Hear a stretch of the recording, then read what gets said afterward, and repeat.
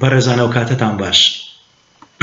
ئامادەبوانی بەڕێز بە خێراتنێکی گەرمتان دەکەم بە ناوی خۆم و تەواوی کوردانی جوو. سوپاسی ئامادەبوونتان دەکەین بۆ ئەم یادە تاڵە. زۆر سپاس بۆ هاوڕێ خۆشەویستەکانمان کە سەرپەرشتی ئەم یادەوەرەیان گرتە ئەستۆ بە سپۆنسەری ئێمە وەکو کۆمەڵگەی جووەکانی کوردستان KJC. زۆر سپاس بۆ دەیان ڕێکخرا و سەنتەر و کۆمەڵە و پیاوانی ئاینی و چالاکوانە بەڕێزەکانی تر کە ئێستا لێرە ئامادەن و پەیامی پشتگیریان بۆمان ناردووە. ئەوەی ڕاستیبی زۆرم پێخۆش بوو کە ئێستا لەگەڵتان ئامادە بوومایە، بەڵام بەداخەوە ماوەی ساڵێکە بەهۆی نەخۆشیمەوە لە دەرەوەی کوردستانم، بەڵام نەخۆشیەکەم خزمەتی نەتەوە و نیشتیمانەکەمی لەبیر نەبردیمەتەوە و بە پراکتیکی هەر خەریکی کار و چالاکی بوومە لە پێناو بەهێزترکردنی پێکەوە ژیان و وەزامنی ئەو پێکەوە ژیانەش کە کوردستانێکی ئارام و سەقامگیرە. بەڕێزان دەمەوێت پێشوێ بچمە ناو وتارەکەم بە دەقێکی تەوراتی پیرۆز سفری ئەشعیا بەشی 13 خاڵی 17 بۆ 22 کە باسی کورد و باسی ڕۆژگاری ئەمڕۆ دەکات، دەمەوێت بە هەردوو زمانی عیبری و بە زمانی کوردی بۆتان بخوێنمەوە.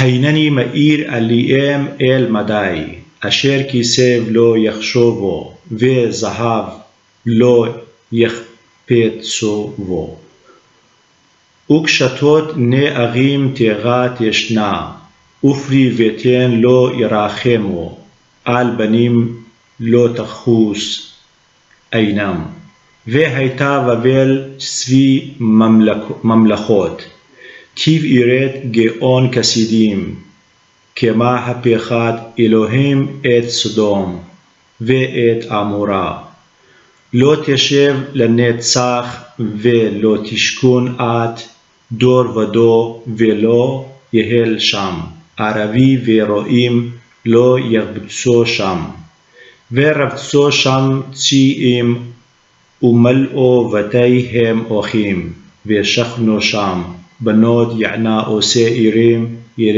yirek du Şam vê anna ê'îm bê almê notav vê tenîm bê heyxlê onik vê kerov levo îta vê yemêma lo îma şêxo. واتە ئەوە تا من مادەکان لە دژیان هەڵدەستێنم، ئەوانەی گوێ بەزی و نادەن و کەیفیان بەزێر نایەت، کەوانەکانیان لاوان تێک دەشێنن، بەزەییان بە کۆرپەکاندا نایەتەوە، دڵیان بە منداڵان ناسووتێت، بابلی شکۆمەندی شانشینەکان و جوانی شانازی کلدانیەکان وەک سەدۆم و عامۆرا دەبێت کە لەلایەن خواوەندەوە سەرەوژێر کرابێت، هەتایە ئاوەدان ناکرێتەوە و نەوە دوایینەوە کەس تێیدا نیشتەجێ نابێت، عەرەب لەوێ دەوار هەڵنادات، شوانەکان لەوێ مێگەل مۆڵ نادەن،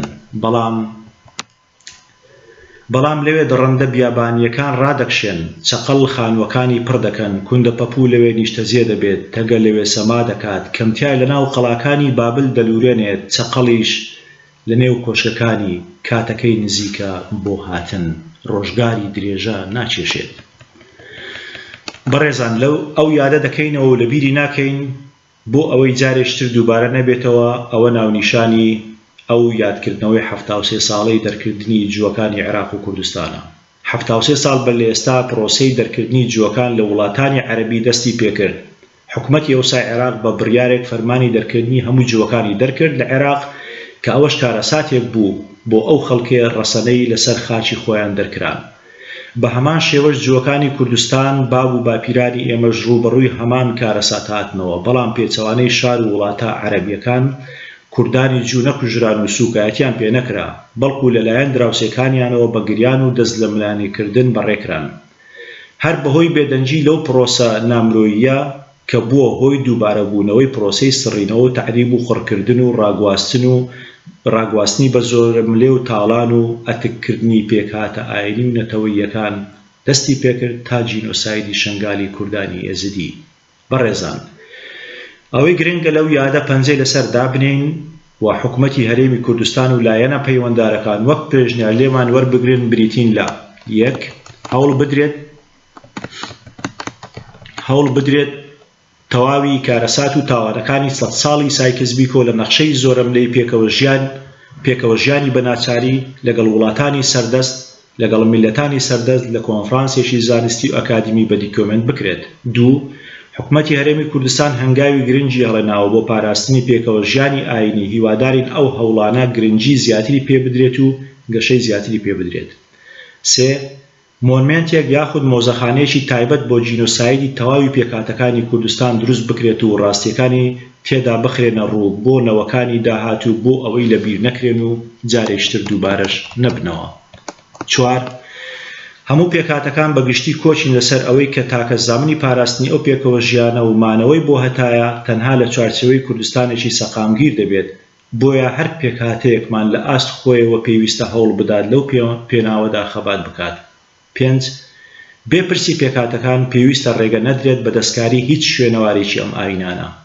لە کۆتاییدا سوپاسی حکومەتی هەرێمی کوردستان دەکەین کە سەلماندیان پارێزەری ئەو پێکەوە ژیانن لە کوردستان و هەمیشە هاوکار و یارمەتی دەرمان بوونە. هیوادارین بە ماوەیەکی کورت ئارامی و سەقامگیری و گەشەکردنی ئابووری ببوژێتەوە بۆ دەستەبەرکردنی خۆشگوزەرانی بۆ تەواوی پێکهاتەکانی کوردستان.